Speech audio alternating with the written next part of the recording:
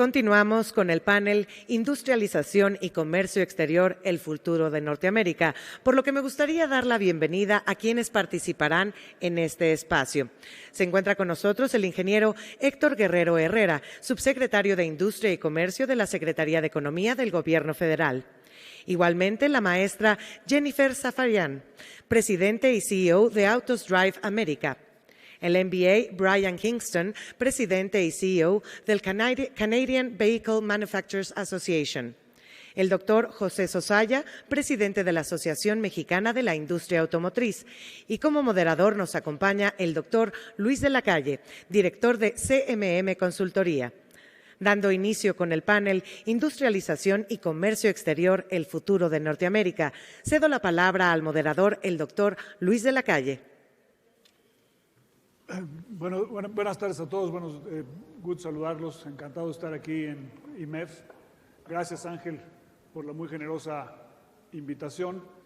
Estaba yo pensando ayer cuando veía al presidente de la República en la Casa Blanca que el Tratado de Libre Comercio, hoy en día, Tratado México, Estados Unidos, Canadá, el TEMEC, es una de las instituciones más importantes que tiene el país.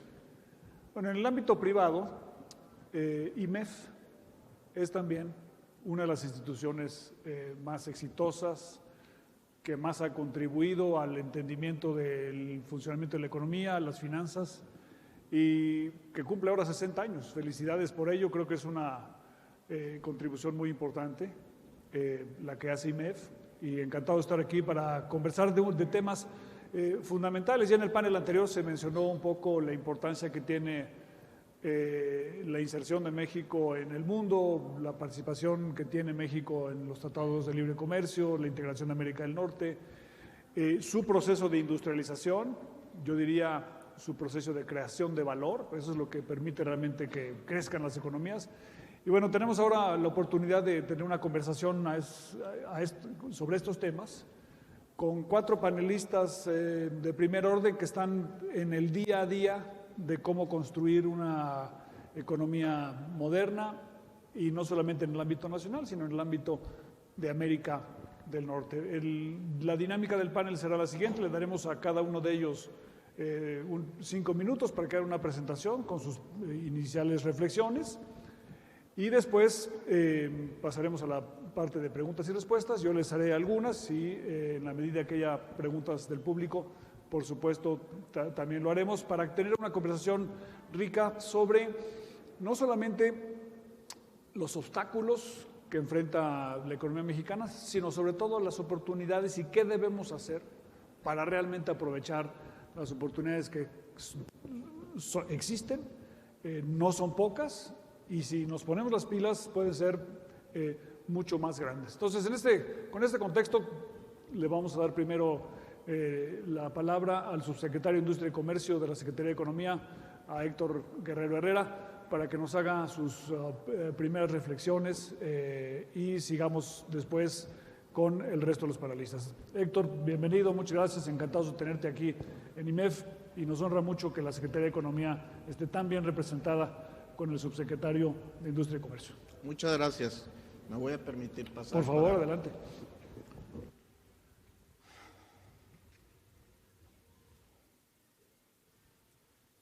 Muy buenas tardes, tengan todos ustedes. Desde luego me permito saludar con mucho gusto a mis compañeros en este panel. Iniciaré por el presidente del IMEF Nacional, Ángel. Un gusto estar por aquí. Jennifer, que nos acompaña a distancia, junto con Brian. Y aquí, en forma presencial, José, y desde luego Luis. Un gusto saludarles. Distinguidos empresarios, invitados, damas y caballeros. A nombre de la Secretaría de Economía y su titular, la maestra Tatiana Cloutier, agradezco la invitación a esta 49ª Convención Nacional del Instituto Nacional de Ejecutivos de Finanzas, el IMEF, en su edición 2021. Deseándoles el mayor de los éxitos, como ha sido sin duda en los años anteriores.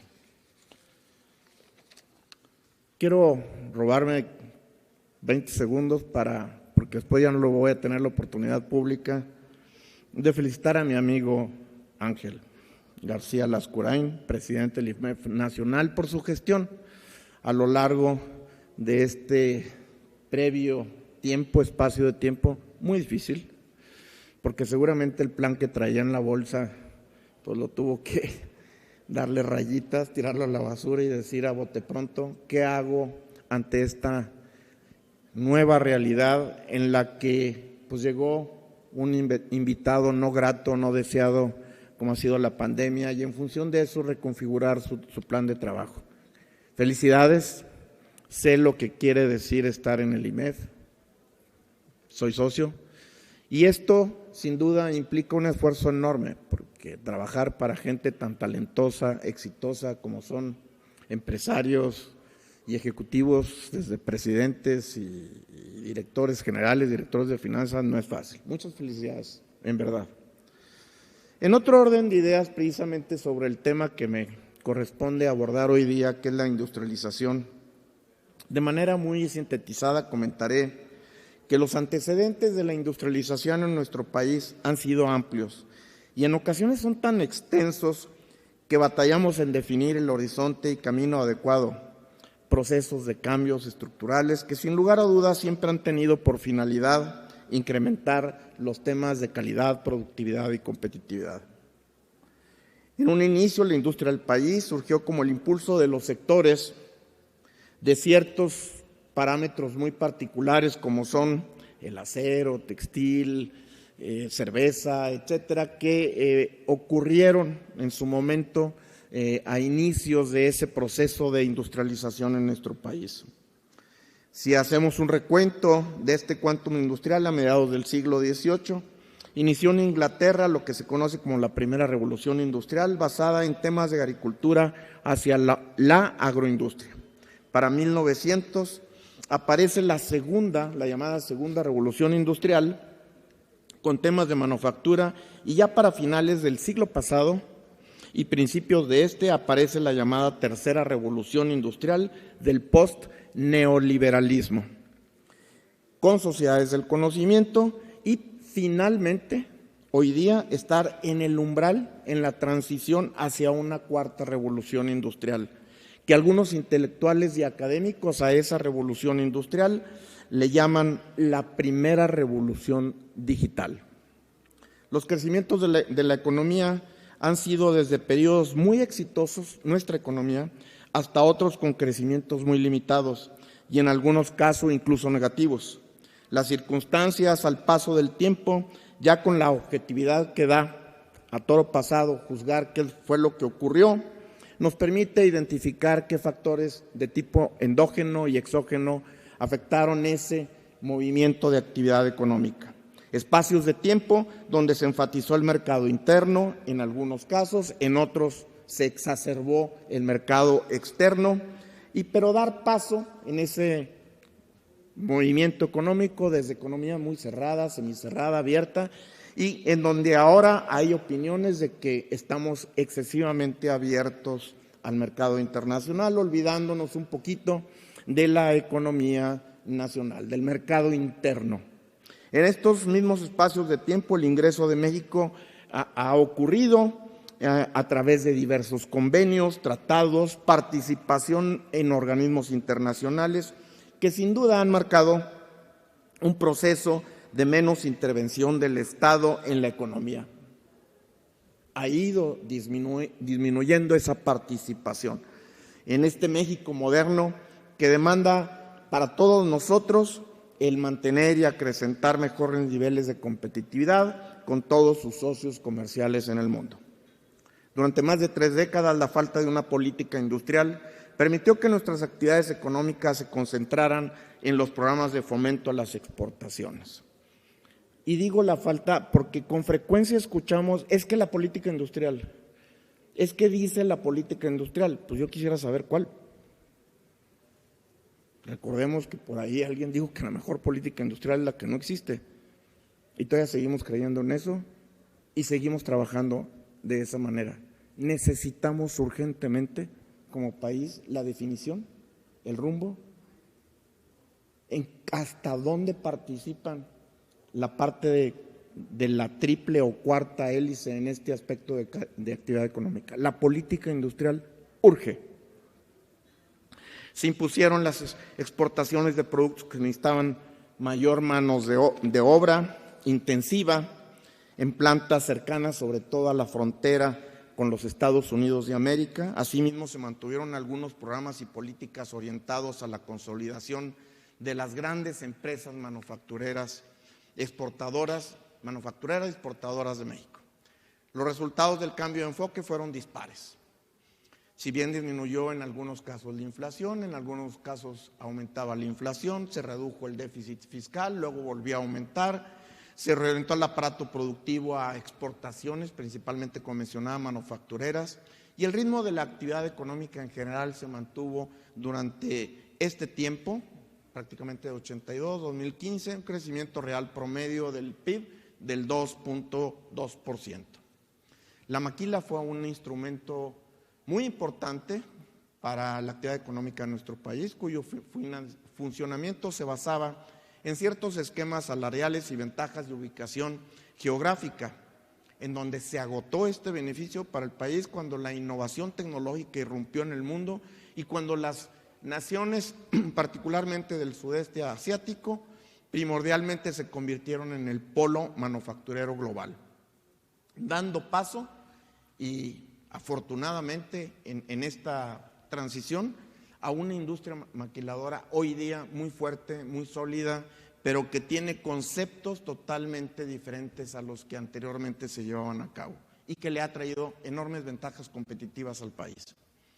Con la finalidad de acelerar la inclusión y movilidad social, basadas en empleos formales y mejor remunerados sobre todo esto último. Esta coyuntura planteó la necesidad de reindustrializar el aparato productivo nacional para impulsar sobre todo los temas que mencionaba anteriormente, como son calidad, productividad y competitividad. El fortalecimiento del mercado interno y del talento humano, la generación de infraestructura y el financiamiento de la actividad productiva. Hoy día, al llegar a hoy día, la inesperada llegada de una situación de pandemia por el COVID-19 trajo la obligada reconfiguración de los esquemas anteriormente mencionados, para dar entrada en el día con día de nuevos esquemas de industrialización. El parón de actividades económicas, trabajo en casa, interrupción de cadena de suministros, reconformación de las cadenas de valor, han obligado a que la industria y su ecosistema contemplen nuevas prioridades para este diseño de la reconfiguración industrial. Necesitamos estimular la actividad económica, tanto la nacional como la extranjera, sin duda, e impulsar temas que son para todos y cada uno de los sectores. Contribuir de esta manera al desarrollo económico, participar en todo tipo de cadena y encontrar finalmente ese bienestar que necesitamos todos y cada uno de nosotros. Por lo que en función de lo anterior, la reindustrialización del país debe dirigirse a crear bases productivas pertinentes para la economía del conocimiento, la digitalización y la industria 4.0, donde esta industria se refiere a temas de interconexión, sobre todo con la inteligencia de máquinas, de procesos, con todo lo que implique su inserción en la actividad industrial.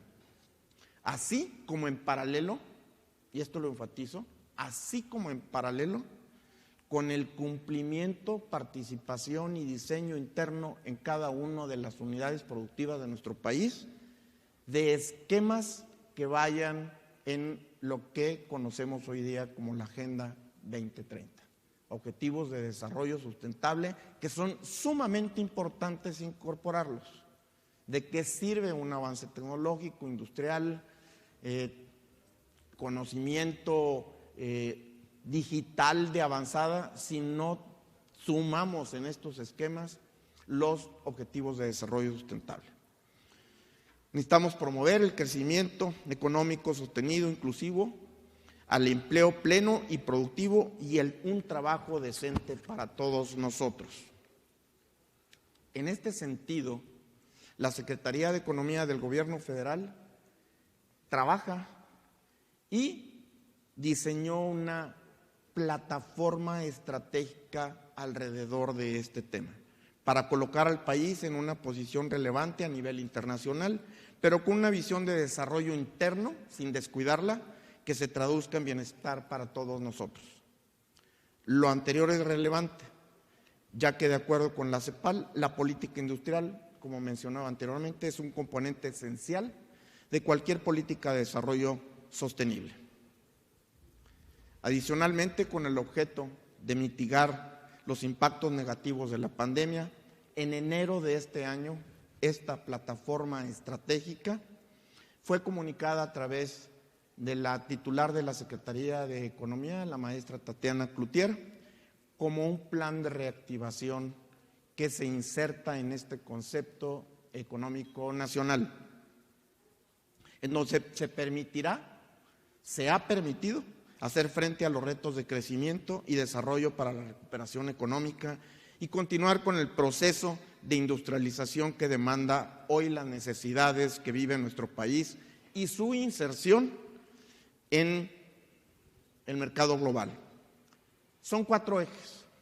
El primero tiene que ver con mercado interno, empleo y empresa. Y ahí es donde precisamente trabajamos con el tema de política industrial, en socializar la política y que esa gran política industrial sea ad hoc a los sectores industriales de nuestro país. Ahí también participa el tema de valor agregado. Escuché hace unos minutos, mismo Luis lo mencionaba, es un tema ya que no puede estar en ajeno a nosotros. Trabajar en cadenas de valor urge, es imprescindible. Todos los días me toca interactuar con sectores industriales de nuestro país y en ocasiones es lastimoso encontrar que le batallamos para dibujar, para describir, para encontrar cuál es la cadena de valor de nuestro sector. Y a lo mejor muchos de los que estamos aquí, si nos dicen, a ver, en una hojita dibuja la cadena de valor de tu sector, le vamos a batallar. Mientras no definamos y encontremos cuál es la cadena de valor del sector, señores, pues como su nombre lo dice, imposible de darle valor al sector. La cadena, pues como cualquier cadena, tiene eslabones. Hay que encontrar los eslabones porque son los que tienen los procesos. Una vez que encontremos los procesos, hay que encontrar cuáles son las variables de valor. Y eso es lo que le da la o la no competitividad al sector. Y en función de ello, pues se diseña una estrategia. Ese es el punto neurálgico hoy día. Súmenle a eso, pues lo que se ha venido en este tema de este primer eje. Una cadena de suministros, que es diferente a la cadena de valor, en la cual debamos de participar. Seguramente José en unos minutos nos hablará. Terrible el impacto.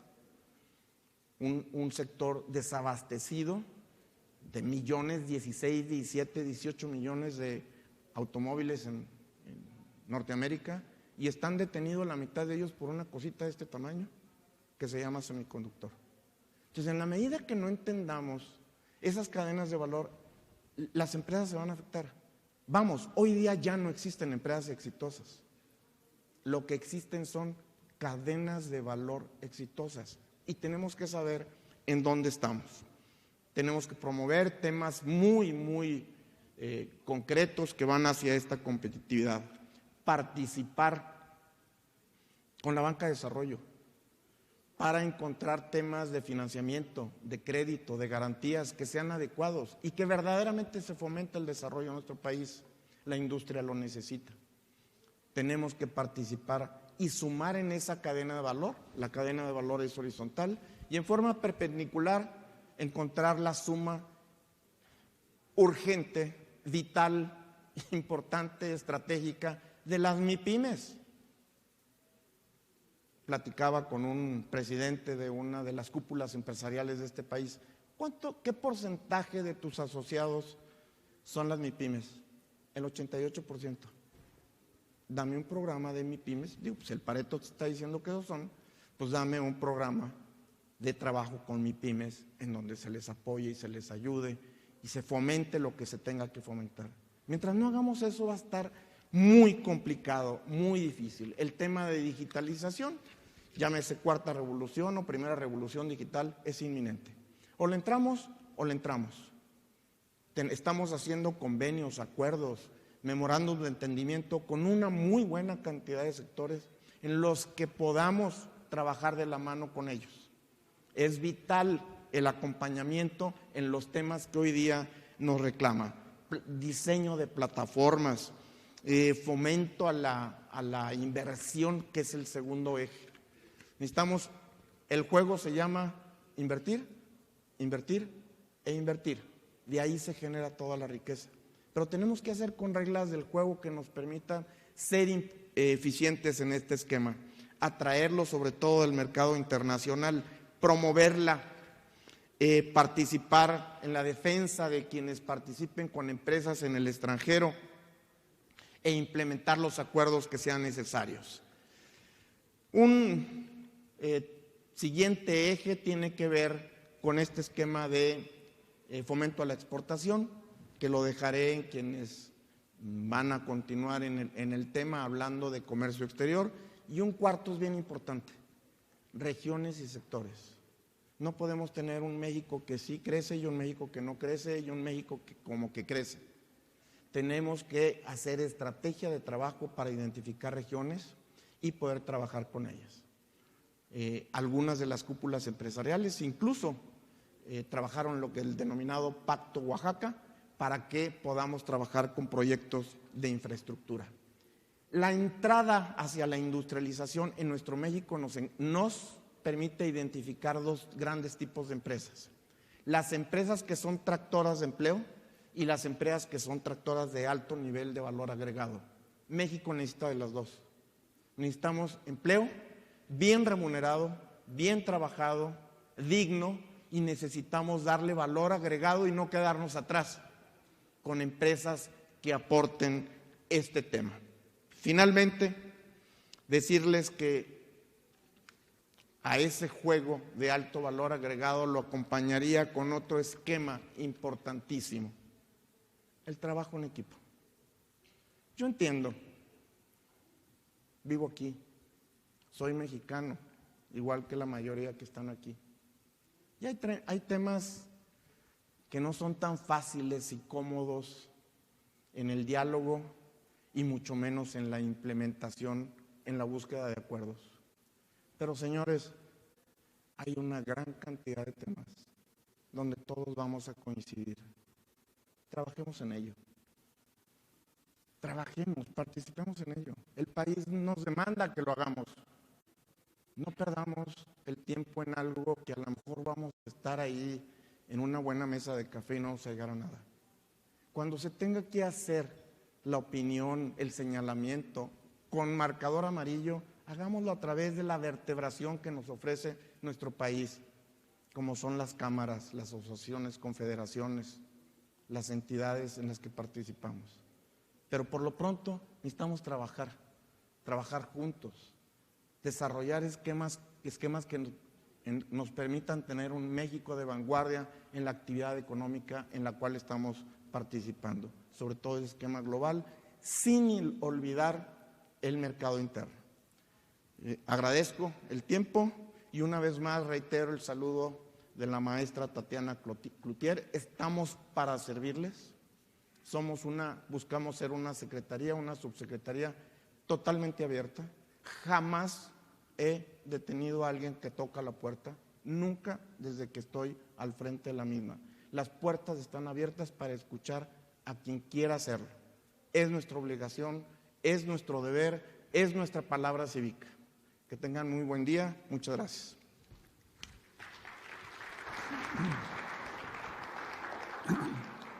Muchas gracias a su secretario por esta visión sobre la importancia de la creación de valor, la creación de empleo, el trabajo con las empresas pequeñas y medianas en el país y la modernización y, como bien decía él al final, la necesidad de trabajar juntos. Pasaremos ahora a una visión más de América del Norte y de comercio exterior. Y bueno, me voy a permitir hablar en inglés para darle la bienvenida a Jennifer Safavian, who leads the Auto Drive America. And Jennifer, welcome to IMEF.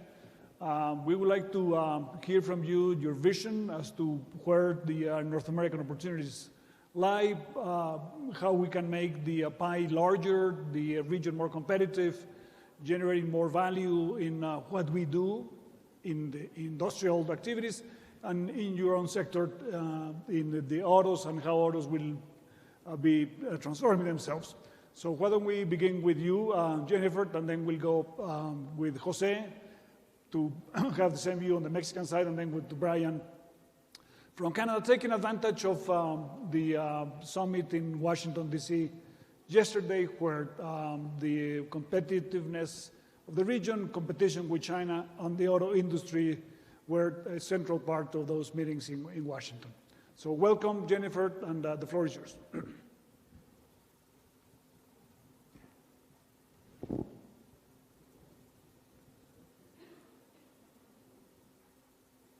Unmute. Good afternoon. Thank you for having me. I'm Jennifer Safavian, President and CEO of Autos Drive America, and I represent the interests of the 12 international automakers and their operations in the United States. International automakers are an integral part of the U.S. and North American automobile manufacturing industry. Combined, my members have invested $98 billion into their U.S. facilities and produce roughly 4 million vehicles annually. Nearly half of all cars and trucks built by American workers each year are made by international automakers in states across the U.S. And they produce vehicles in both Mexico and Canada, having a significant presence in the entire North American region. Today, they employ 130,000 Americans throughout the United States with a combined payroll of $100.3 billion and purchase $121 billion worth of parts, materials, goods, and services annually from suppliers around the region.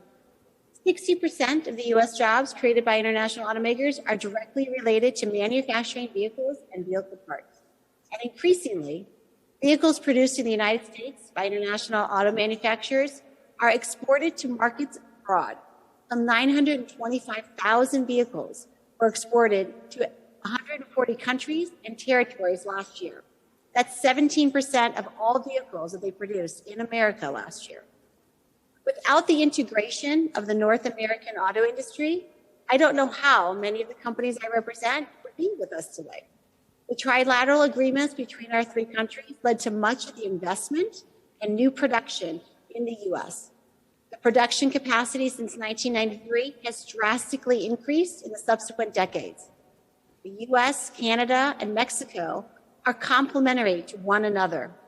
By working together as a cohesive unit, makes the North American region a global leader in the manufacturing and auto industry.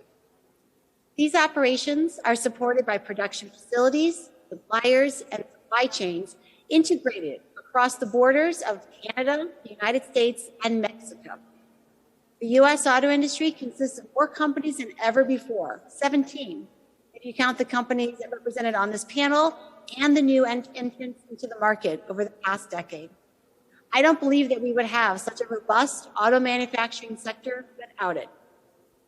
And everyone brings something valuable to the trade front. U.S. expertise and history of automaking and its expansive market, the Canadian access to natural resources, energy to produce high-quality steel and aluminum, and Mexico's vast labor market and open trading regime. As a result, the North American manufacturing region is a global powerhouse.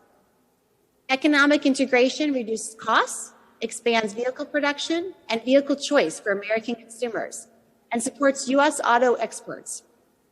In short, our economic integration, enabled by NAFTA and now the USMCA, has made the U.S. auto industry become more globally competitive than ever before.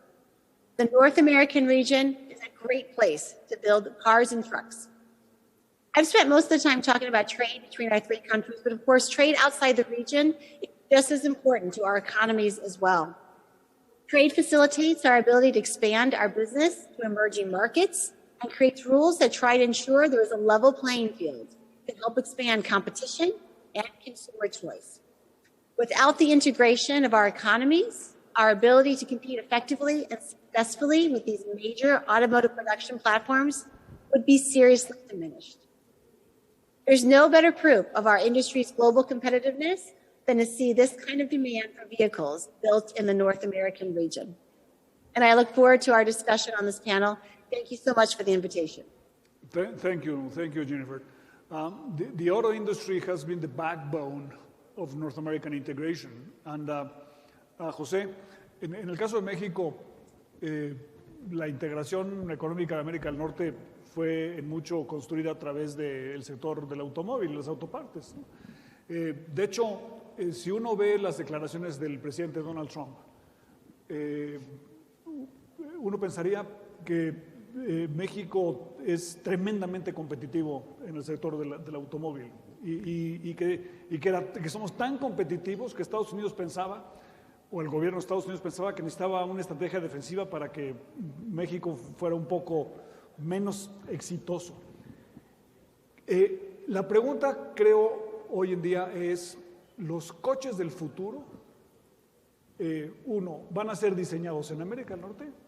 Y dos, ¿México está posicionado para participar en los mercados del futuro exitosamente como lo hemos hecho en los últimos 25 años? ¿Cómo ves el sector? ¿Dónde estamos parados? ¿Y hacia dónde va el sector mexicano hacia adelante? Muchas gracias, Luis. Pues si me permiten, me quisiera también hablar desde allá. Era profesor, así es de que estoy acostumbrado a platicar parado o caminando. A ver, ahora sí. Pues muchas gracias. Primero que nada, felicidades a IMEF. Mil gracias por la invitación. Gracias, Ángel. Muchísimas gracias por tenerme aquí. A mis compañeros de panel, qué bárbaro. Una gran responsabilidad para mí estar aquí compartiendo con ellos. A Héctor, bueno, a Luis, que nos conocemos de muchos años, y a Brian y a Jennifer, perdón. Ambos tenemos una comunicación permanente con ellos. Afortunadamente las asociaciones sí nos hablamos y nos hablamos permanentemente, religiosamente. Cada semana tenemos pláticas para pues ir ajustando los temas que nos preocupan y que nos ocupan. En primera instancia me gustaría platicar un poquito o dar una visión muy general de lo que es el sector automotriz en México, si me lo permiten, y ya de ahí ir pues a las preguntas más específicas como las que Luis seguramente nos tiene ya preparadas. Ya lo mencionaba Jennifer, tenemos una producción mundial en el 2020 de alrededor de 78 millones de automóviles, de la cual Norteamérica participa con el 17% más o menos, y de ese del total de la producción mundial, México aporta más o menos el 4%. El 4%. Eso nos coloca, sí, en posiciones, aunque el 4% pareciera poco, pero para un solo país es una cantidad importante y muy relevante y nos coloca en posiciones de liderazgo. Internamente, aquí en México somos el primer generador de divisas, el cuarto exportador mundial de vehículos. Se dice fácil, pero hay toda una historia de casi 100 años, de lo que mencionabas, Luis, casi 100 años atrás de la historia del sector automotriz en México.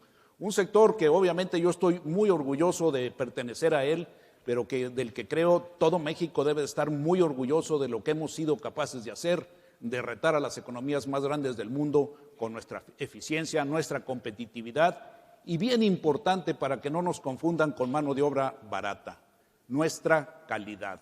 Hay plantas en México que llevan un grado de calidad superior a plantas en Alemania, y eso es para presumirse. Somos también el séptimo fabricante de vehículos a nivel mundial, y aquí hay un tema interesante. China creo que es el primer fabricante a nivel mundial, pero no figura como exportador por obvias razones.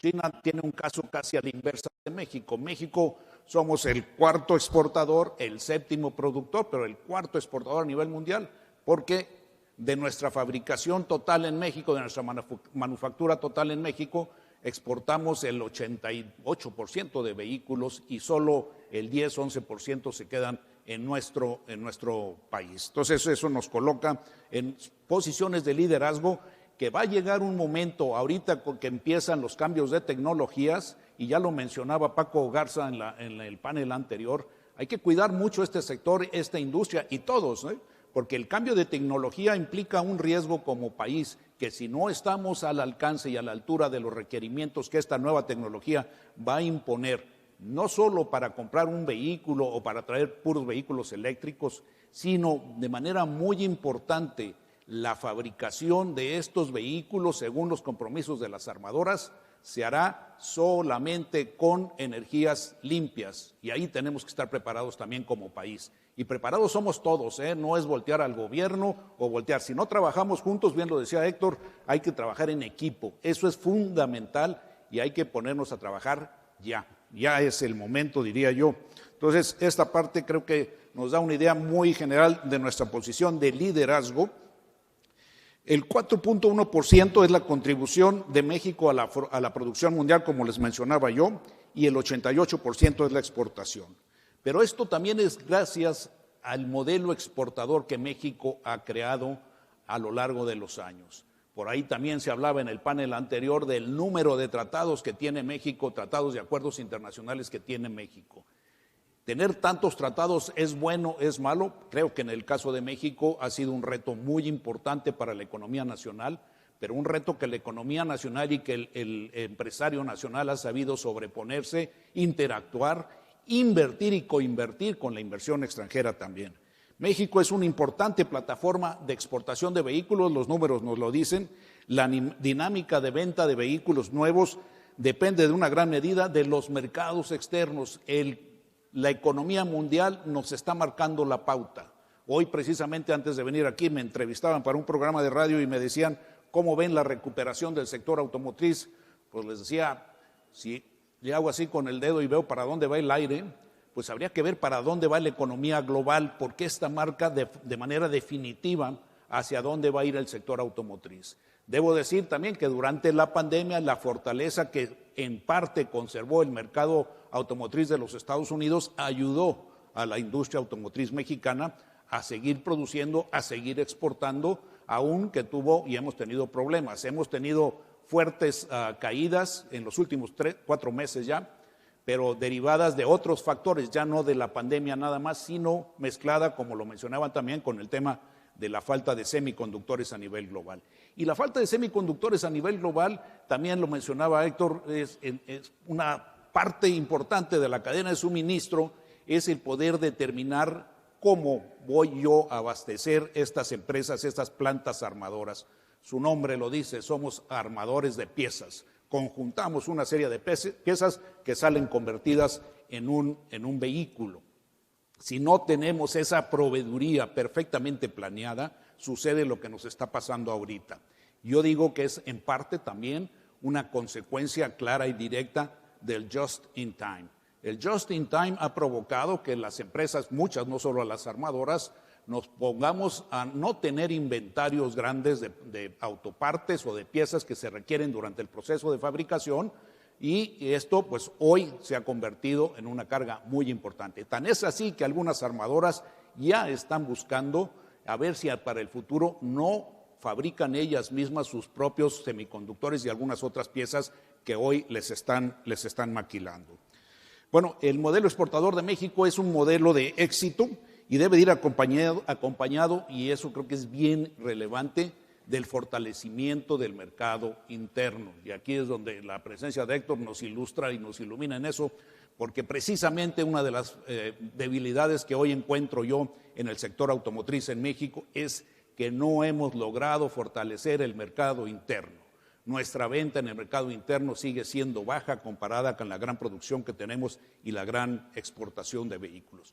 Por diferentes razones que no hemos logrado conjuntar sector público y sector privado. Aquí sí es una gran responsabilidad del sector privado, esas estrategias de comercialización que no hemos logrado establecer adecuadamente para que el mercado interno se crezca de manera más importante. Y sí, nos quejamos de la regularización de los autos chocolates, pero pues habría que poner en sentido opuesto a esto también una estrategia comercial para evitar que esto tenga que suceder, porque la regularización de los autos chocolates, y manifiesto y lo he manifestado públicamente que no estoy de acuerdo por la forma, no por el objetivo se me hace claro y loable, la forma no se me hace la adecuada, pero habría que cuidar mucho qué estamos haciendo nosotros, el sector automotriz, para contrarrestar, para poder permitir que ese sector de la población pueda acceder a vehículos nuevos en costos mucho más accesibles. Bueno, los efectos del sector automotriz en cuanto al sector, a la parte laboral. Directamente contratamos aproximadamente 1 millón de empleados. 1 millón de empleados, y una vez más lo voy a recalcar, empleos de calidad. Trabajos bien pagados, pero de calidad. No menospreciemos la mano de obra mexicana. México ya no está para vender mano de obra barata. Ya lo mencionaban en el panel anterior. Hoy ya no competimos con Tailandia o con otros países de Asia. Hoy estamos compitiendo con Texas. Y si estamos compitiendo con Texas, es que hemos estado perdiendo competitividad de forma alarmante, que no nos ayuda los bajos costos que tengamos en varias áreas, pero hay una parte que estamos fallando, y estamos fallando de manera importante. Bueno, el primer generador de divisas es también el sector automotriz para nuestro país. Importante también mencionarles, tenemos en México 24 plantas automotrices, plantas armadoras, en 12 marcas y establecidas en 2 estados. Inicialmente, ustedes recordarán, era la franja fronteriza. Después vino un fenómeno muy interesante, que ojalá lo repitamos ahora hacia el sureste, lo que sucedió en el Bajío. Un modelo de atracción, de inversión, ya lejos de la frontera. Ya la frontera y la distancia con la frontera no era el hecho, sino era la confianza, las facilidades, una serie de factores que atrajeron a una parte muy importante del sector automotriz hacia el Bajío. Pues ahora habrá que ver si ese mismo modelo o algo mejorado lo podemos repetir en el sureste. Recordemos que las vías de comunicación no solo son las carreteras y los ferrocarriles, me van a golpear mis antiguos jefes por andar diciendo esto, pero tenemos también el comercio marítimo muy directo con los Estados Unidos y de forma económica, que el sureste se convierte en una región que puede competir también, si lo manejamos bien, con las demás regiones de nuestro país. Pero el sector automotriz en México tiene también 29 centros de investigación y desarrollo. México ya no es nada más para venir a pegar arneses.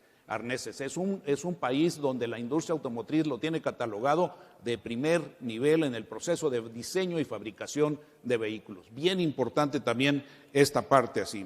La proveeduría de la industria automotriz, pues como ustedes saben, tenemos las OEMs, luego el Tier 1, Tier 2 y Tier 3, y en estos sectores tenemos cerca de 1,500 empresas que se han venido a establecer en nuestro país en diferentes partes de la República, primordialmente cerca de las áreas donde se encuentran las empresas armadoras. Oportunidades y retos hay muchos para el sector automotriz. Ya estamos hablando del cambio de tecnología, ya estamos hablando de vehículos autónomos, de conectividad, de movilidad compartida, de inteligencia artificial, el Big Data y análisis de datos, las interfaces humano-máquina, el blockchain, la impresión de 3D, el Internet de las cosas. Todo esto influye e incide sobre el sector automotriz. Cada día más los autos dejan de ser el motor en el que pensamos y se convierten en una especie de computadora. Y eso es lo que maneja el auto. Al ratito ya no, bueno, de hecho hoy ya no tenemos en algunos modelos que andar nosotros manejando el auto todo el tiempo, ¿no? Las oportunidades que nos brinda el TEMEC, bueno, estas son diferentes y muy diversas si sabemos aprovecharlas. Y el tema aquí es que, una vez más, y me reitero y me regreso a lo que mencionaba Héctor, el trabajo en equipo, el trabajo conjunto. No podemos estar jugando a que tú eres gobierno y yo soy iniciativa privada. Somos México y como México tenemos que trabajar juntos. Yo quiero ver que algún día alguien empiece a hablar mal de su casa y diga, no, es que en mi casa tengo perros que ladran, otro te muerde y te ensucia, y luego le digas, te invito a mi casa, pues ¿qué te va a decir? No, gracias, yo ahí no voy. Lo mismo pasa como país, es un ejemplo muy burdo, pero lo mismo pasa como país. Si nosotros mismos estamos hablando mal de nuestro país, no busquemos ni pensemos que los del exterior vengan y les atraiga invertir aquí. Hay que trabajarlo, hay que hacerlo todos los días, uno por uno y en conjunto. Con eso yo terminaría, dejaría abiertas para las preguntas cuando estas vengan. Muchísimas gracias. Gracias, José. Muchas gracias, José. Let's now hear the view from Canada. Brian Kingston is going to present how Canada participates in the North American economy and contributions that Canada makes to the auto industry, and also the contributions that Mexico and the U.S. made to Canada. Brian. Hi, good afternoon. Thank you so much. Really appreciate the invite to be here today. Brian Kingston, representing the CVMA, Canadian Vehicle Manufacturers Association, and our members are Ford, General Motors, and Stellantis. And it's a real honor to be on this panel with the Undersecretary as well as my colleagues from Autos Drive and EMEA. So I know we've got some Q&A we want to get into, so I'll keep it quick. I wanted to give everybody a bit of a Canadian perspective on the auto industry and North American trade, and then more importantly, where I see the industry going over the coming decade. So this won't surprise anyone in the room. Auto is absolutely critical to the Canadian economy. It's one of our largest manufacturing industries. It's our second largest export, and it's responsible for about 135,000 jobs. And to Jennifer's point, which I can't make better than her, integration throughout North America is so critical to this industry. Over 90% of our motor vehicle exports produced in Canada go to the United States. So the industry exists because we're integrated, because we have trade agreements like NAFTA and now the USMCA, as well as aligned rules and regulations which enable this industry to thrive in Canada. So that just gives you a bit of sense of the importance of the industry in my country. We're at a very, very important time for the global auto industry and the North American auto industry. We're currently going through a major transition to electrification, which I think will have very significant implications for North American trade in particular. From a Canadian perspective, we've just seen about $6 billion in new investment announced into Canada from Ford, GM, and Stellantis, and $4 billion of that has been earmarked for electrification. So you're seeing more and more of these electric vehicle mandates coming into Canada as well as across the North American region. And this is part of what is really an unprecedented transformation. We're now looking at approximately $500 billion invested by global automakers into electrification through 2030, and this has big implications for North American vehicle production and North American trade.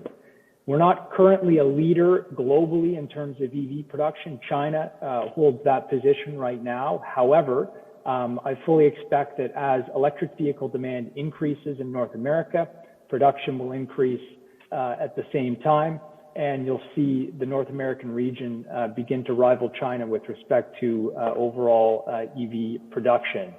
The important thing here, though, is if that gap is going to close, we need to see demand increase of these vehicles. So a lot of active discussions underway right now in Canada around things like consumer incentives and building charging infrastructure, and that's really going to be what enables the demand to increase and then supporting that production that comes online. So what does this all mean for North American trade? Well, we're at the start of a transition to a North American EV supply chain. These vehicles and their supply chains will look a lot different than current gas-powered vehicles. We know that critical minerals and rare earths are going to be absolutely key inputs into these vehicles. And I think we've got a great opportunity leveraging the USMCA and working together, using some of Canada's mineral wealth and resources to build an EV supply chain to position what is already a very competitive region in terms of auto production and make it the global leader. So I know we'll get into a lot more of that in the Q&A, but thanks so much. Great to be here and to see everyone. Thank you, Brian. Vamos ahora a la parte de preguntas y respuestas. Las respuestas entre más cortas mejor para poder acumular un poco más de conversación.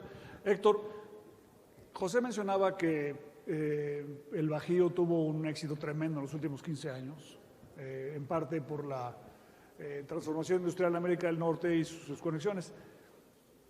¿Qué es lo que deberíamos hacer en el sur de México para que se parezca un poco al Bajío, si ese fuera, digamos, el propósito de Sí, gracias. hacerlo? Obviamente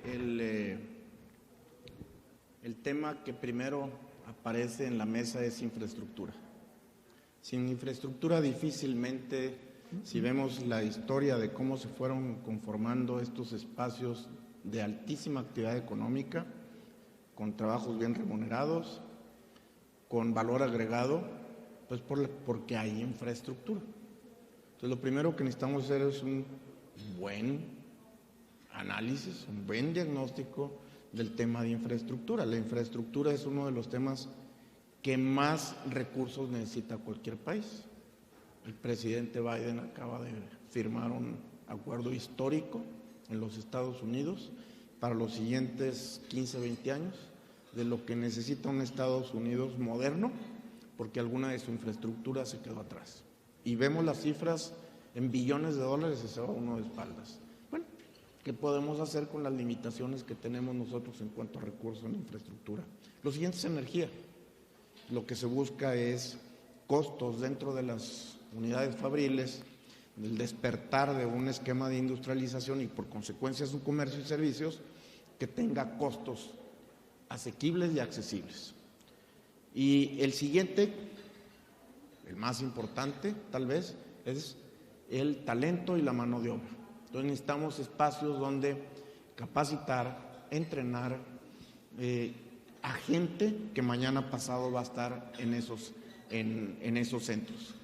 Y ahí podríamos seguirle con una muy buena cantidad de temas. Entonces, luego el que converjan las visiones del gobierno y la iniciativa privada para poder tener un plan a largo plazo de lo que queremos en el sur-sureste, como lo tenemos en el norte y en el cinturón del Bajío.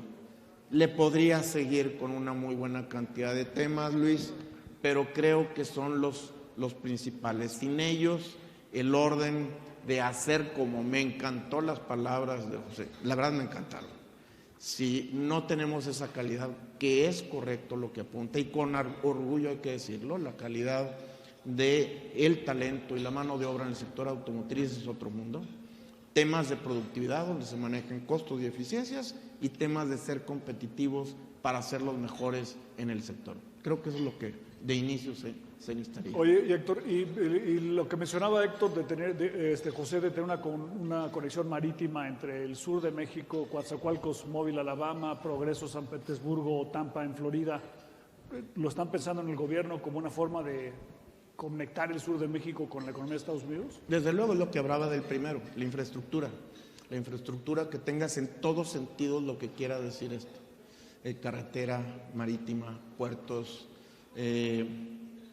módulos, modelos que tengan capacidades de centros fiscales, de poder recibir materia prima, insumos, descargarla, hacerlo rápido, porque estás compitiendo. O sea, no es, ya pasó de que vente a invertir en México porque te regalo un terreno, porque te doy esto, porque te doy el otro. Ya pasó. Nuestra competencia de verdad es con economías como la nuestra y con las grandes. Y en la medida que no tengamos estos esquemas de interconexión, de rapidez, de eficiencia, de un trabajo que el que va a invertir tenga la certidumbre que su contribución a esa inversión, su retorno a la inversión sea la correcta, pues no lo van a hacer. Bueno, let's now switch to the North America perspective, and I'd like to ask the three of you, Jose, Jennifer, and Brian, is North America well positioned to develop the cars of the future? What do we need to do? And how is these two aspects of the, one is USMCA, the strict rules of origin of USMCA, and the initiative in the US to give tax credits to electric vehicles only if they are manufactured in the US with union labor. Are these two aspects make a contribution to the development of the cars of the future, or they become a hindrance to do so? So why don't we start with you, Jennifer? I would like to start with Jennifer and Brian, and then myself at the end, if it's okay with you. Let's do Jennifer first, and then Brian, and then we'll end up with Jose. Sure, of course. Thank you. So let me just say where to begin with that question. I would say that I think the North American region is well equipped to continue to have a very productive auto industry. We have it right now, and I think the future is bright in that regard. And USMCA, I think, is key to that. To making sure that we continue to be as integrated as we have been in the past. So which is why I think right now there are some ongoing consultations as it is with Canada and Mexico with the U.S. Trying to interpret some outstanding issues with with USMCA, and I think that that's key because one, you need to make sure that everybody understands what the rules are. Everyone needs to understand, exactly what we need to strive for. And so I think it's important that Canada and Mexico are in the middle of having those discussions with the U.S. to make sure that the three countries all agree are in alignment with exactly what the requirements are for this important trade agreement.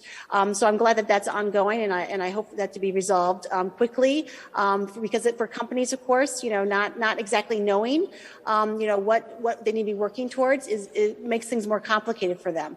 On the electric vehicle front, there's no question, as has already been mentioned, that's here, right? Electrification is here today. All the auto companies have committed billions of dollars to actually, lead in that effort, and they're doing that in the North American region. So that's excellent, and I think there's no question that if the North American region works together, in manufacturing and in marketplace, we could absolutely be the leader, and instead of China on this front. But I do have concerns. There's no question that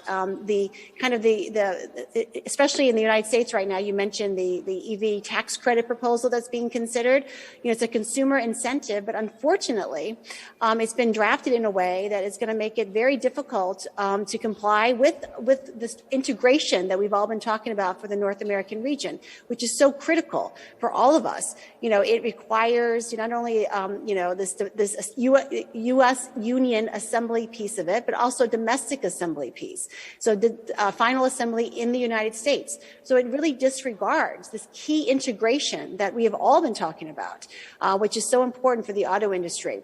And so we are actually at Autos Drive America, and our members have been fighting this pretty strongly because we do not see this being the best way to handle this, especially given how integrated we all are currently, and especially even in the electrification sector. So we are definitely pushing back on that and hope that we are successful and that it's more open and allows for all electric vehicles, wherever they are assembled, to receive this consumer credit. Brian, cars of the future will be tablets on wheels. How do you see from Canada that process and the participation of North America in design and building those cars? Well, first of all, I'm very optimistic about North America's role in building the cars of the future. I think we're extremely well positioned. The North American region, when compared to other trade blocs around the world, consistently ranks as the most competitive region in the world. That's looking at a range of metrics from business environment, legal systems, investment environment, you name it. So we already have a competitive framework. We have a competitive industry, and I think that positions as well as we move to more advanced vehicle technologies. When you look at electrification in particular, I was looking at a recent BCG study that identified key manufacturing inputs for things like electric vehicles. And 9 of the 17 products that are critical inputs are currently being developed primarily in China.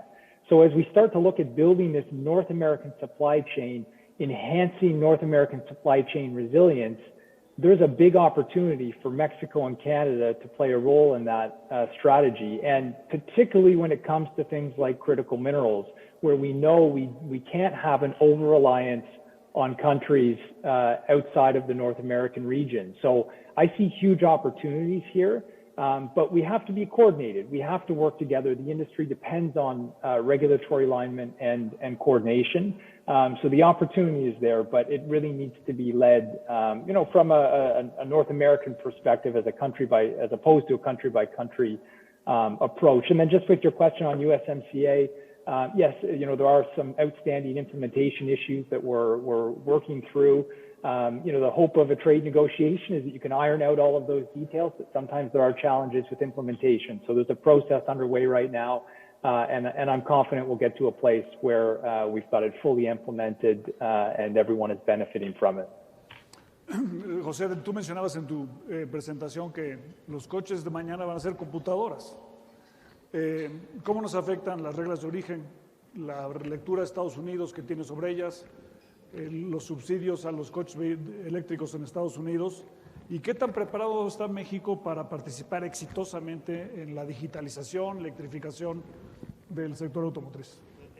esto no es un tema de futuro, este es un tema de lo que ya está pasando y México ya es un jugador importante en coordinación con sus socios comerciales de Canadá y Estados Unidos. Me encantó la reunión de los presidentes del día de ayer porque se habló de la integración regional y eso hay que aterrizarlo en hechos y eso habría que explicarle bien al presidente Biden que habría que mover un poquito eso de los estímulos para los autos hechos solo en Estados Unidos. Somos una región y como tal debemos de fortalecernos, porque si no, el mundo entero se nos viene encima, ¿eh? No se le va a Estados Unidos o a México o a Canadá, a los tres nos van a rebasar. Entonces México está preparado, México ya es un jugador ahí, pero nos falta trabajo por hacer, nos falta trabajo en el tema de la interpretación de los Estados Unidos sobre las reglas de origen. Allí hay un factor muy importante, es la interpretación del USTR, no es la interpretación de los industriales de Estados Unidos. Ellos están de acuerdo con nosotros, juntos las tres asociaciones que aquí estamos reunidas más otras, hicimos una carta a los congresistas norteamericanos en el sentido de manifestar nuestra inconformidad por esa interpretación. Entonces, esa parte creo que no hay una sola división o integración. Y en el tema de los subsidios que presenta el presidente Biden, pues si bien algunas firmas que incluso yo represento aquí les ayuda en su venta local en Estados Unidos, a todas les perjudica en el sentido de que sí consideramos que es discriminatorio de lo que establece el TEMEC. Entonces, allí sí tendríamos que exigir un poco más que esa integración regional y que esa actuar como región se aplique 100%, no para esto sí y para lo otro no. Mucha gente ha dicho durante el día de hoy que los problemas de las cadenas de suministro son un obstáculo para crecer, pero si tú ves el mapa del mundo, dirías, oye, los problemas de las cadenas de suministro son una gran oportunidad para México.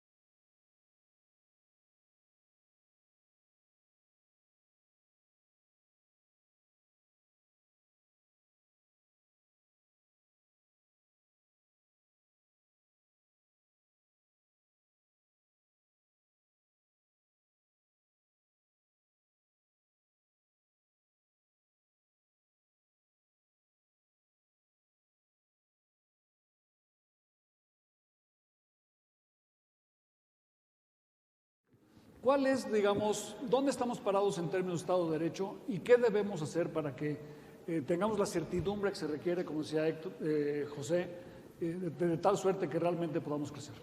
Sí, sin duda. Nada menos esta mañana platicaba lo mismo. La industria, la inversión de consideración intensiva, fuerte, pues necesita un horizonte de tiempo que pueda proteger esa inversión. Por lo tanto, estoy de acuerdo, las reglas del juego, la certidumbre que le pueda dar a esta inversión es sumamente importante. Hemos caído, creo yo, en algunas divergencias, porque es bien común hablar de es que necesitamos las reglas del juego, la certidumbre, pero yo creo que en buena medida caemos más en la retórica. ¿Cuáles son las reglas del juego que necesitas? Dime exactamente qué es lo que necesitas, cómo le podemos hacer, ¿Cómo te puedo ayudar? ¿Qué quiere decir el que te sientas inseguro acerca de esto? Y trabajemos en ello. Caray, se nos olvida luego que entre gobierno e industria, pues es como cuando llega el gerente general, el director, con el chairman en un consejo de administración, con su esquema de inversión y que busca hacerlo en las propias unidades productivas del consorcio industrial, y no todos se lo van a aprobar. Tiene que trabajar, tiene que negociar, tiene que dialogar. Y nos vamos en ocasiones a temas radicales y no lo hacemos. Desde la misma cúpulas empresariales se hacen las fracturas porque uno quiere ir para acá, otro quiere ir para allá. Y al momento de entrar allí, temas como este, que desde luego que lo avalo, que hombre, ¿qué más quisiera como mexicano, más allá de funcionario público, que encontremos los aspectos para qué quiere decir la certidumbre? Dímela. Lo hemos preguntado, hay más de 25 consejos para el fomento de la inversión, el empleo y el crecimiento económico en México, en cada uno de los estados, con puros empresarios, no hay gobierno.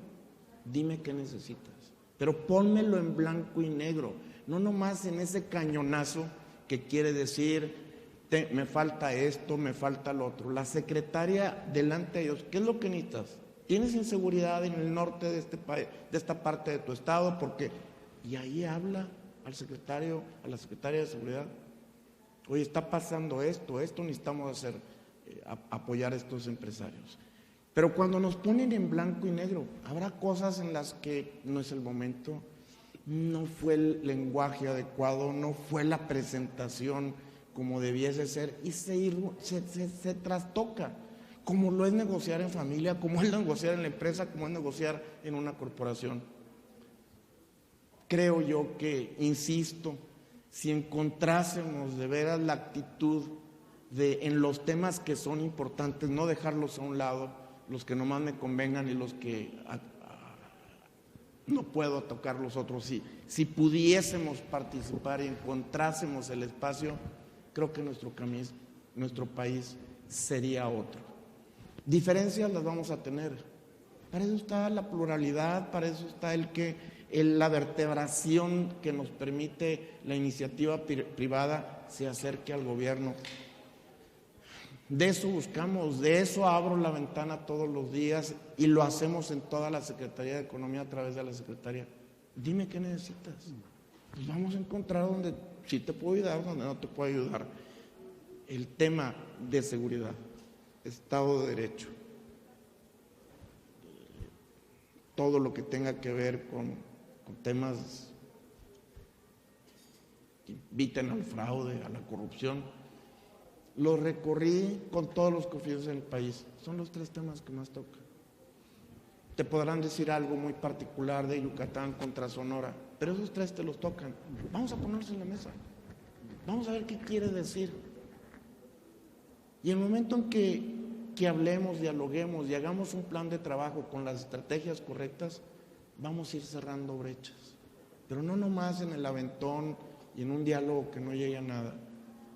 En ocasiones da tristeza perder el tiempo, nomás decir el concepto y no decir cómo hacerlo. Un empresario sabe que hay qués y hay cómo. Y otras tantas cosas contestar. Queremos participar de ello y queremos llevarlo a toda la estructura transversal del gobierno federal. Déjenos participar. No nos hemos comido la llave del edificio de la Secretaría de Economía para que nadie entre. Todos los días esa es nuestra chamba. Sé lo que quiere, toda mi vida estuvo del otro lado del mostrador y sé lo que quiere decir que no te atiendan, que te tiren a un lado, que des 100 viajes y regreses sin cerrar un trámite, sin cerrar un permiso. Pero mientras, insisto, lo dije, mientras no trabajemos en equipo y nada más entremos al diálogo porque queremos atraer la luz y el micrófono, estimado Luis, vamos a estar un buen rato ahí fuera de esto. No, yo creo que hay un consenso, Héctor, de la necesidad del Estado de Derecho y de reglas claras. Y para el sector privado mexicano, creo yo, es súper importante el papel de la Secretaría de Economía y le damos la bienvenida a la apertura que nos muestras tú y la que hemos encontrado siempre, por supuesto, en la secretaria Tatiana Cloutier. Well, let me now take advantage to close this panel. Thank you, Jennifer. Thank you, Brian, for your participation from up north.